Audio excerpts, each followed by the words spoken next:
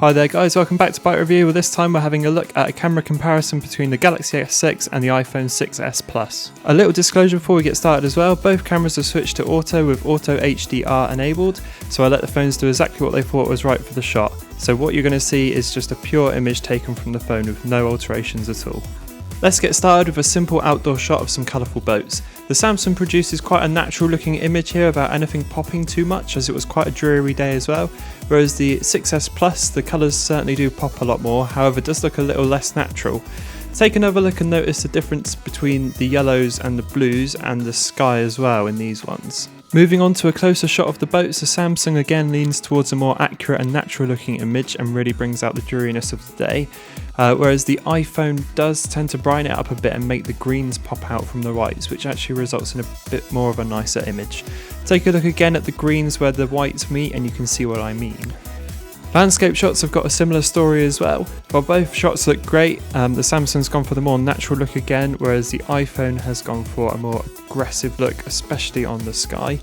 Place the photos together at 100% crop and you can really see the difference between the two, especially in the sand.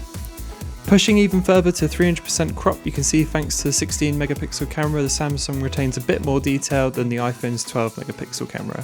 Looking at close-up shots next, and the differences between the two are also very obvious. The Samsung actually looks a little washed out and flat here, whereas the iPhone pulls out a lot more warmth and definition from the shot.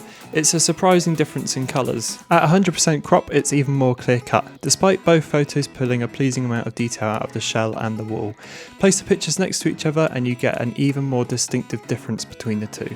This difference was also apparent when we took a photo of a rock, whereas the Galaxy looked a bit washed out and the iPhone pulled out a lot more definition in the shadows. To finish us off, we'll have a look at some low light shots. In this one, the Samsung pulls a good amount of detail, but it has produced a warm orange hue to the entire photo. And on the flip side, the iPhone's actually produced a much more natural looking image with colours coming through nice and accurately.